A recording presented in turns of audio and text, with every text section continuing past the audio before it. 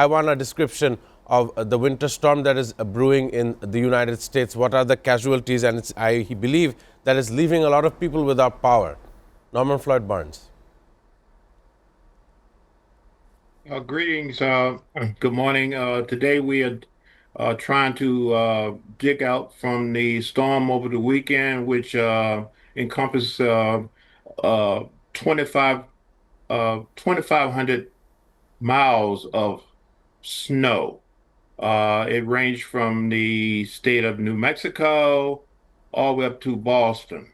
Here in Washington, we was also inundated with the snow and ice, and now we're attending with the sub-zero temperatures that is scheduled. Actually, is that will continue through the rest of the week. So we have a lot of snow. We have a lot of freezing rain on top of the snow, and the cold weather will allow the snow to stay. So everything that fell on the ground will remain here for the rest of the week with the cold, frigid temperatures. There's some over almost 200,000 people without electricity here in the United States as these freezing temperatures continue. And over 15,000 flights was canceled yesterday. And hopefully today we can start digging out and getting back into the normal flow. But it's very cold here. It's very cold here in Washington and on the East Coast.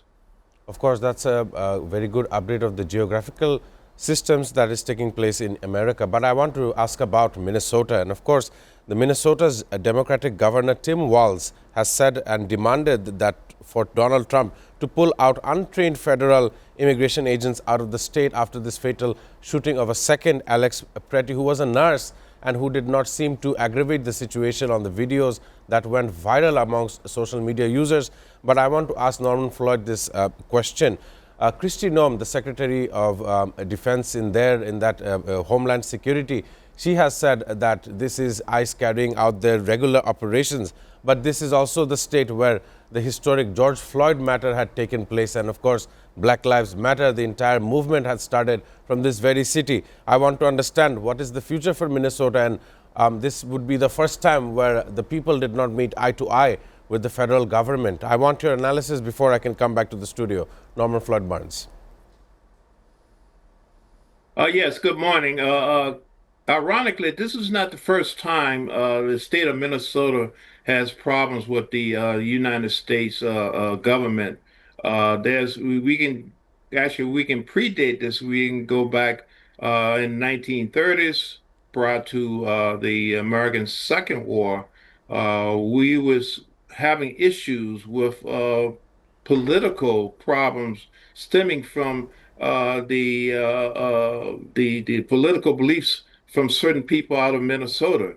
So it's ironic we are now going back to what we used to do regarding how people feel about certain groups of people, how we feel about certain religions, how we feel about the government, and how we dealt with that. So it appears like that we are now repeating that history, and Minnesota's right now is a boiling point.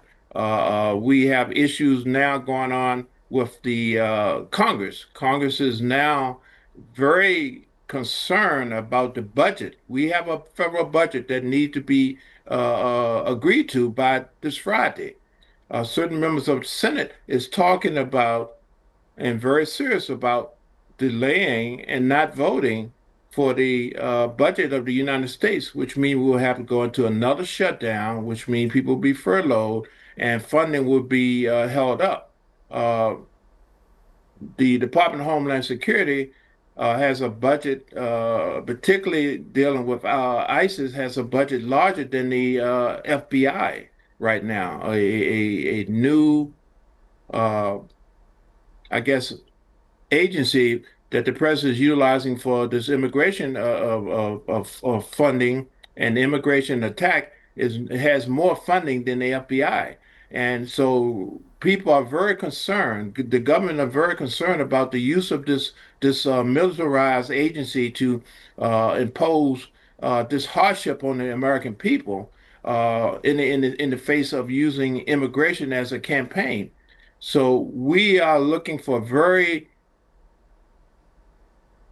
serious conversations and very concerned about the action we moving forward. So right now, the overall American people want ISIS to move out of Minnesota, and actually they want them to stop the program of this immigration campaign put on by the president across the nation. So we're looking at a very serious time here. I fear there will be more incidents happening as a result of this continued campaign by ISIS, the local police, the state police, and it looks like all of law enforcement agencies are not seeing eye to eye with this mission. And this is going to cause a lot of problems and additional problems, additional deaths is going to happen because of this conflict. And I don't understand how we're going to get over this. There was also a conversation I'm going to bring up about going into Philadelphia. Well, Philadelphia is a different place than Minnesota, and the results will be totally different if that should happen. So we're standing by this week and see exactly where it is going, but it doesn't appear that the Trump administration is not going to change their plans. They have a mission, and the United States is dealing with that at the local, the state, and the congressional level. The U.S. Carrier armada has moved in to the Middle East, which signals a very dastardly time for Iran in the coming days. But an expected movement is can be expected because we see that, of course, this armada carrier is under orders and there is something planned which we are still waiting to see by the U.S. military. I want to have a question for Norman Floyd Barnes. Given the situation, the Insurrection Act could be used upon Minnesota as well, but the positioning of a flight carrier or aircraft carrier inside the Middle East signals a time of war that is approaching us. But the rhetorics went down regarding Iran even as last week. But this week, with the movement of the USS Armada, we've seen that tensions are once back up. The death toll that major outlets in the US had reported was 5,000 protesters killed. I want to understand the Middle East. I want to understand the Iran posturing and, of course, the US-Israel alliance regarding Iran. More from Norman Floyd Barnes. Yes, thank you for that question. The information has accelerated, the rhetoric has increased.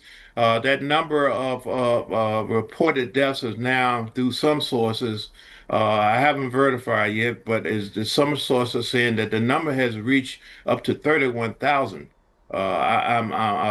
That's a very extreme number. One source has stated that that is reached that high and maybe higher. These are planned executions by the regime currently in place in Iran, and the United States is preparing a massive response to that with the staging of the military resources and the coordination with Israel and other actors in that region. So right now, something is being planned. The response to that, I don't know.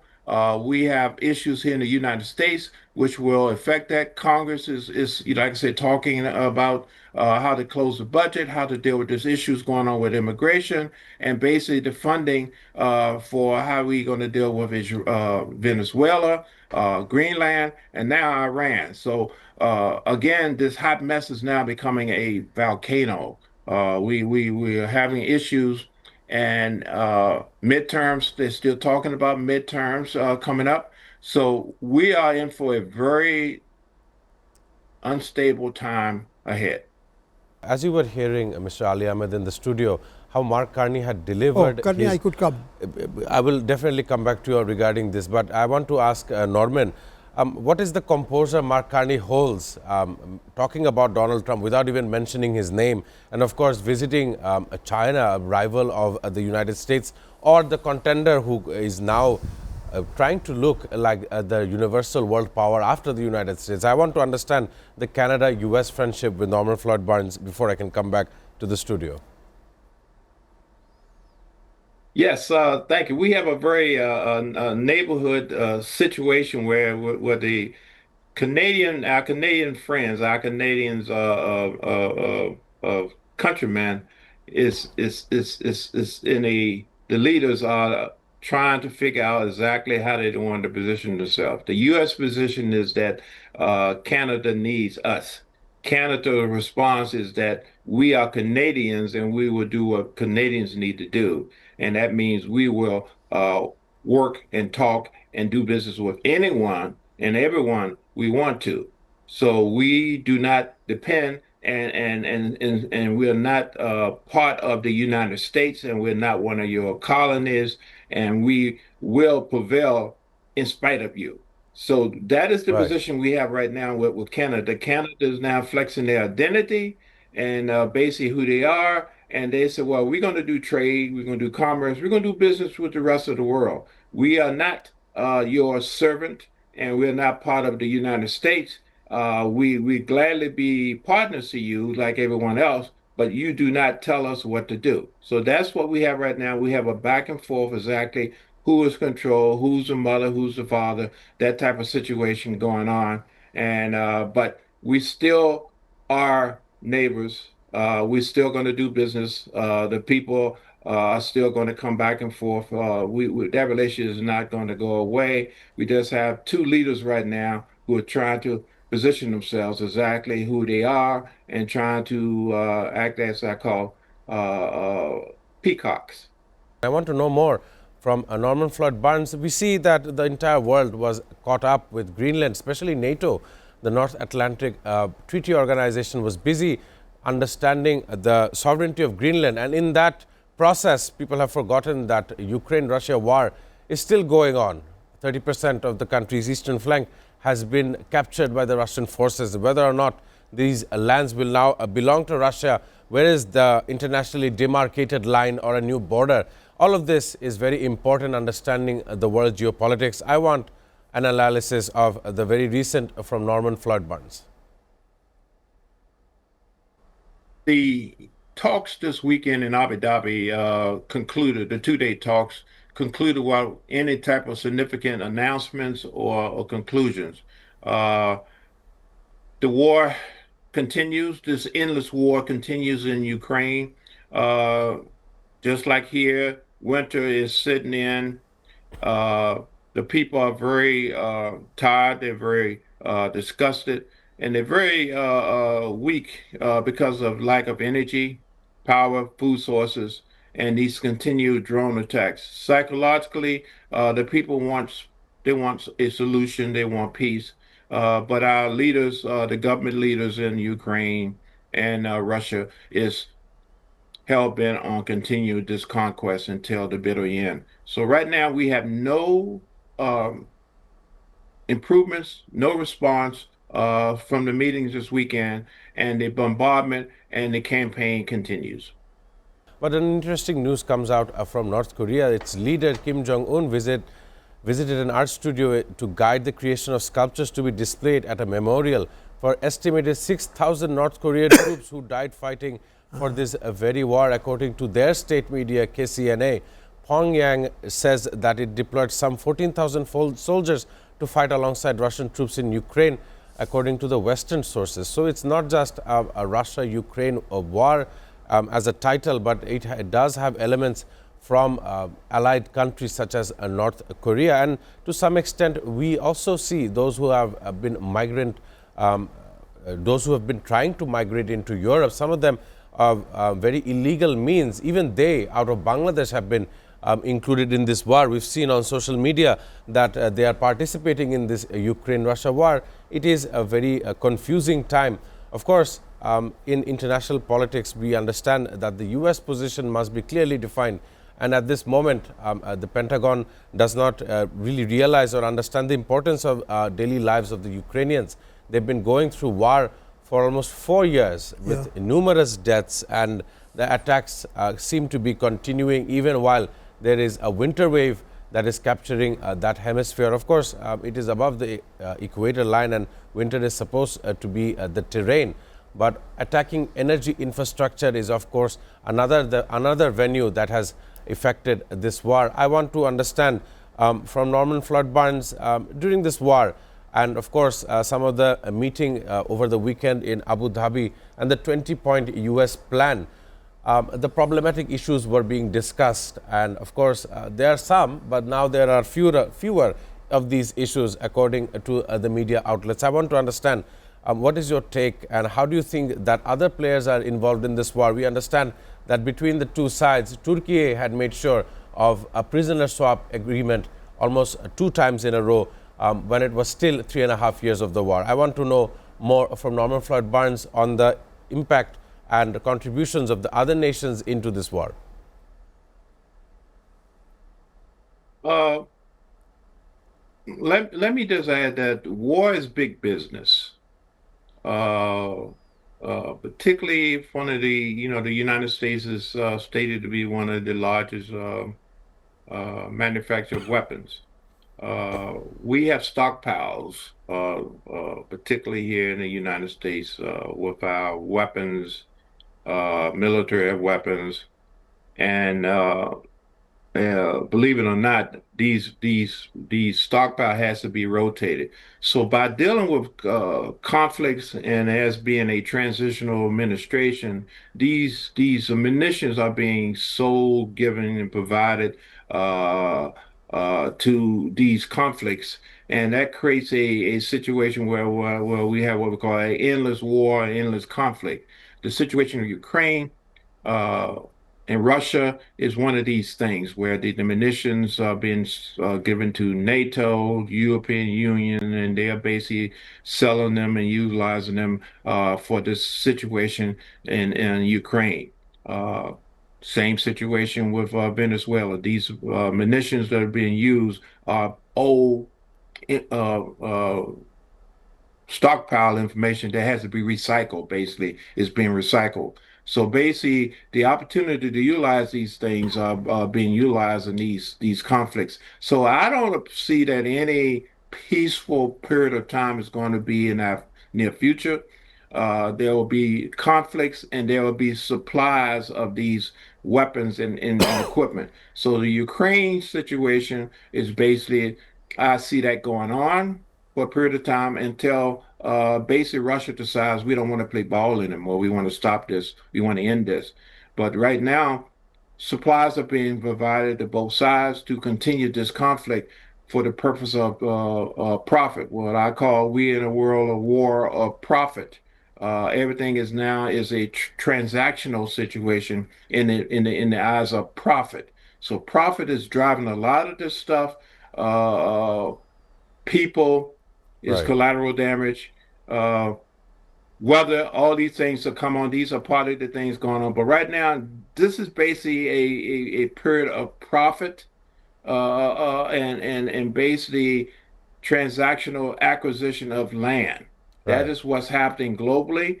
Unfortunately, I hate to say it's led by the Western Hemisphere, led by the United States.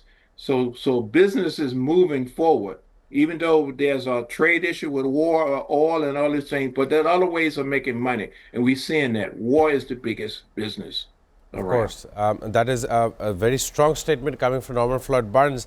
Due to time restrictions, I want to have another comment from Norman Floyd Barnes, but this time it is regarding a breaking news coming out of Israel, which states that Israel is to reopen the Rafah crossing after the complete search for the body of the last remaining captive, which is, of course, a police officer named Ran Gavili. So this is the latest coming out of the Strip. I want to ask Norman Floyd Barnes, of course, this Rafah crossing is important for the transfer of aid into the enclave. And this news coming out that the office of the Israeli Prime Minister Benjamin Netanyahu had said after confirmation of the last body of the held captive, they will reopen the gate. How much is expected in this latest? I want to understand from Norman Floyd Barnes. We can expect nothing. This is very symbolic. It will go right back. Nothing. I don't see any type of historical, any type of change in mind. Nothing has indicated that this is going to, yes, there will be an opening. That the opening will be very brief and it will close back up again, either by some manufactured incident or just they decide, well, we need to move forward. We need to move forward, and we don't believe in this. What's going on? So right now, it's up to a few people in Israel to determine how much, how far, and how long. And that's right now. It's up to the prime minister. And I don't see anything or any indication that he intend to keep this thing open indefinitely.